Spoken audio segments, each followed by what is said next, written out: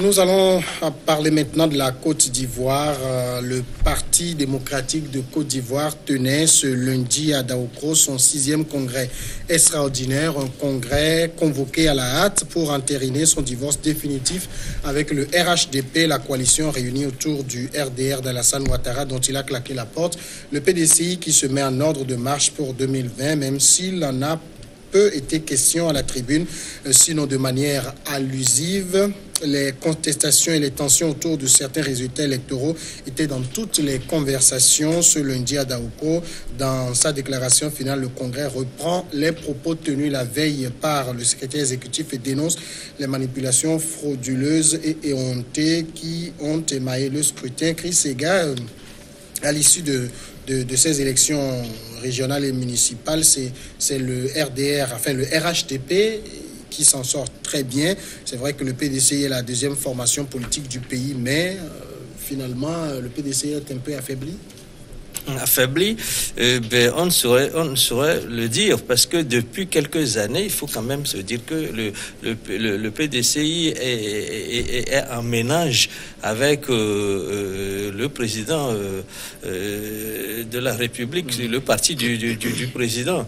Donc maintenant, il faut que le PDCI refasse le chemin, se mesure sa force, et je crois que ça a été l'enjeu de ce scrutin-là. On a constaté quand même que le PDCI se maintient bien, parce que le PDCI n'étant plus cette entité-là qui a participé de façon autonome aux dernières élections, et lorsqu'il s'en sort avec 28%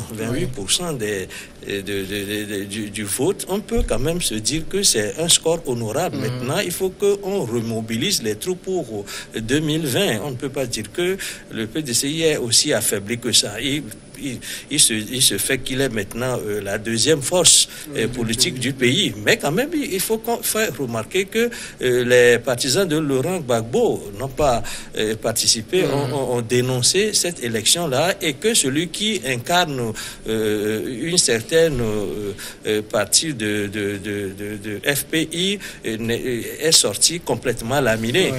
Donc c'est aussi un autre enseignement qu'il faut tirer de ce scrutin-là. Mais moi, ce sur quoi je voudrais revenir, c'est le positionnement des indépendants qui s'en sortent aussi avec 28% de l'électorat. C'est énorme pour des indépendants. Nulle part ailleurs on voit des choses comme ça. Et surtout lorsqu'on sait que c'est Guillaume Soro qui commet ces indépendants-là, il y a lieu de se poser la question de savoir s'il n'est pas le troisième larron, ou tout simplement la troisième force politique du pays. Et l'autre leçon qu'il faut tirer, c'est que le RHDP s'en sort avec 46% de l'électorat. Ça voudra dire qu'il n'a pas atteint la majorité absolue des 50%.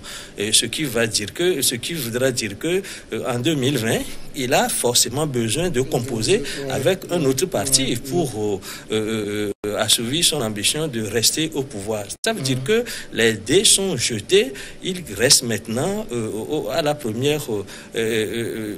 au premier parti, en termes de masse de suffrage, de voir quels seront ses adversaires et qui peut être son allié en 2020. Je crois que la question se pose. L'enseignement que le HDP se tire de cette élection-là, c'est qu'ils ne sont pas suffisants pour en 2020 pour prendre le pouvoir rien que par leur propre force, mais ils doivent être forcément en ménage avec d'autres forces politiques pour parvenir à se maintenir au pouvoir. Justement, Jean-Paul, le RHDP, comme le dit Chris, a 46% de l'électorat, et le PDCI, deuxième force, les indépendants s'en tirent aussi très bien. Est-ce que ça veut dire, ou ça confirme qu'en Côte d'Ivoire, aucun parti à lui seul ne peut gagner d'élection? Non, ça n'a jamais été le cas. Peut-être à l'époque du Parti unique ou à l'époque de Foud-Boigny, lorsqu'il écrasait tout le monde. Il écrasait Laurent Gbagbo. Depuis la disparition de Foud-Boigny, les cas sont distribués. Et la seule élection de référence réellement pluraliste à laquelle tous les ténors ont réellement participé, Et c'est l'élection de 2010 qui s'est soldée après par une guerre. Et on a pu évaluer, estimer les forces en présence. Aucun parti en Côte d'Ivoire, aucune formation politique n'est majoritaire. Il faut nécessairement une coalition. Et encore moins le RDR n'est majoritaire en Côte d'Ivoire. Moi, je fais partie de ceux qui pensent que l'arrivée au pouvoir de Ouattara était un concours de circonstances. Sinon, Ouattara n'est pas majoritaire en Côte d'Ivoire. Donc, et au-delà de ces résultats, il faut aussi parler du taux d'abstention qui est très élevé. Ça démontre que le climat politique qui ne s'est pas réellement apaisé, parce que c'est ça aussi, il faut mettre au débit de Alassane Ouattara. Il n'a pas réussi à réconcilier la Côte d'Ivoire depuis 8 ans qu'il est là. Il n'a pas réussi à réconcilier la Côte d'Ivoire. Il y a de grands clivages, il y a de grandes divisions encore dans ce pays. Et la violence politique n'a pas complètement disparu. Au contraire, on l'a vu dans beaucoup de zones où il y a eu des affrontements dans le pays. Donc, tout ça participe à décourager les Ivoiriens à aller participer à ces élections. Il y a aussi les questions de fraude, du caractère partisan de la CEI qui aussi décourage. Et puis aussi, il y a le fait que les partisans de Laurent Gbagbo, pour une bonne partie, en tout cas pour l'aile radicale, ont appelé au boycott de ce scrutin qui qualifiait de mascarade. Donc, ça explique en partie le taux de participation aussi faible. Et donc, 2020, j'ai l'impression que ça va être très, très compliqué pour le RHDP, à moins, comme la dynamique d'une élection présidentielle est différente de celle des autres élections. On verra bien, mais je pense que le RHDP est très mal parti. Le RHDP, le socle, en fait, en réalité, c'est le RDR. Parce que certains cadres, tout ça, sont partis du PDC, ils sont là-bas.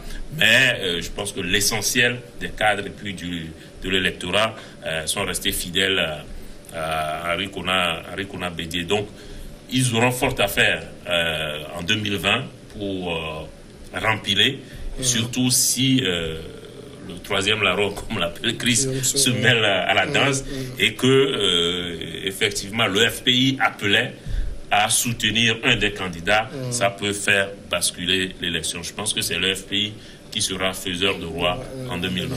Justement, parlant de 2020, le PDCI s'est déjà véritablement prononcé. Le parti aura son candidat en 2020. Il y a de quoi inquiéter Ouattara? Mais forcément, vous savez, d'abord, quand vous participez quand vous organisez vous-même des élections et que, quel que soit l'aspect partisan de la commission qui a organisé l'élection, vous n'arrivez pas à avoir un score favorable, c'est à craindre. Et puis, moi, je lis quelque part le ballon d'essai que Guillaume Soro, troisième larron, comme on peut l'appeler, a essayé de lancer avec les indépendants.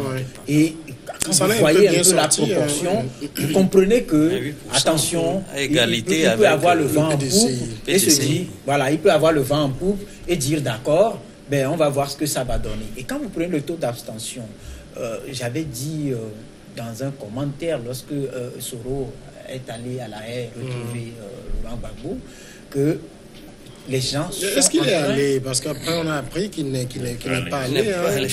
Il a dit qu'il était prêt à y aller.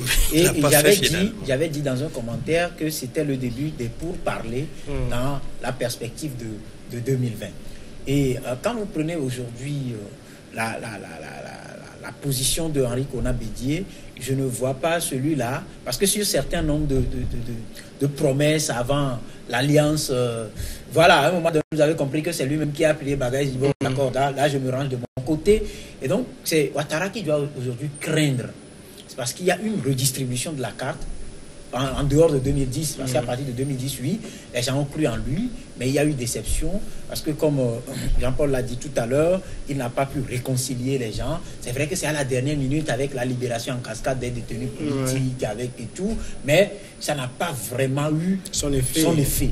Et puis là où il doit forcément se poser beaucoup de questions, c'est quand le parti de Laurent Gbagbo, l'aile radicale, appelle au boycott et que ça chute considérablement le taux de participation. Même si d'autres avaient l'intention de s'abstenir, avec l'appel, on peut tout mettre au dos de l'appel et dire que, attention, en 2020, celui qui pourra, le faiseur de roi, sera forcément du FPI.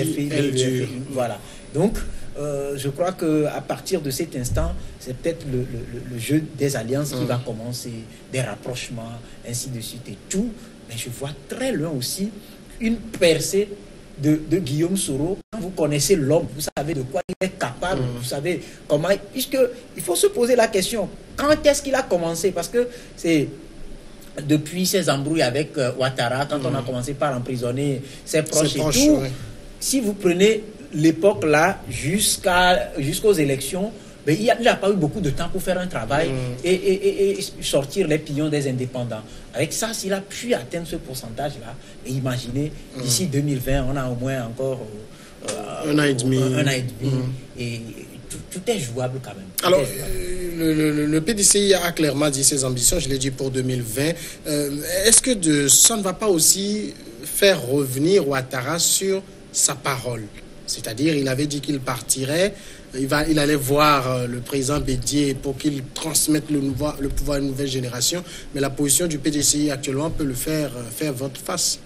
Bon, de toute façon, moi, je crois que celui qui doit se frotter les mains en ce moment à l'issue de ce scrutin-là, c'est bien Guillaume Soro. Quand il fait Dieu égal avec le PDCI, 28%, il faut quand même se dire que s'il unissait les deux là, unissait leur force, ça fait 56 mathématiquement. 56, ça, il remportait les élections. Et si on laisse les gens aller, chacun de son côté, aux élections présidentielles, il y a sans doute un deuxième tour, puisque le RHDP, c'est 46% de l'électorat. Et si cela se maintient, ils vont au présidentiel avec ça. Ils s'en sortaient avec 46%. Ça veut dire qu'il y a un deuxième tour. Pas forcément. Oui, pas ceux qui se sont les abstentionnistes décident par exemple de participer, ça va chuter forcément. Oui, c'est-à-dire on ne voit pas par exemple le FPI branche Sangaré se présenter parce que je doute que d'ici là on libérait par exemple Laurent Gbagbo, vous savez. Pourquoi pas? J'ai dit c'est une estimation parce que c'est quand même un procès politique. On ne va pas libérer quoi qu'on dise Laurent Gbagbo maintenant alors que dans un an et demi on a les élections. C'est-à-dire il faut faire quand même toutes ces analyses-là. Je crois que la dernière fois qu'on a animé une émission ensemble ici, Jean-Paul l'avait dit, je m'alignais sur ce point de toute façon. Mais maintenant, celui qui, comme je le dis, se frotte les mains maintenant, c'est Guillaume Soro, parce que c'est lui, comme je le disais, commet les indépendants, et il va se dire que pour ce lancement-là, il est déjà, il fait jeu égal avec le PDCI, qui est un vieux parti, qui est présent sur la scène politique de la Côte d'Ivoire depuis toujours. Mais le jeune Guillaume Soro, qui est en train de faire une forme qui se démarque d'une certaine façon de son mentor Alassane Ouattara et qui du coup fait ce score-là qui est plus qu'honorable, va se dire mais en 2020 il peut bien se présenter aux élections, quitte à faire une alliance ensuite avec le PDCI. C'est déjà une menace parce que le président Ouattara doit se dire que sa mayonnaise n'a pas pris de toute façon, sa mayonnaise du RHDP n'a pas pris en ce sens que s'il est toujours à 46%, le score qu'il aurait pu quand même faire, même s'il n'a pas fait alliance avec le PDCI, il pouvait bien, parce qu'il maîtrise le Nord, une partie du Nord qui va maintenant avec Guillaume Soro et je crois que l'issue de ce scrutin-là donne la part belle à Guillaume Soro et je crois que c'est lui qui au contraire va jouer à l'arbitre entre le PDCI et le RHDP et non pas les partisans du FPI branche Sangaré. On va marquer la pause tout de suite et puis après on va passer sur le sujet Togo.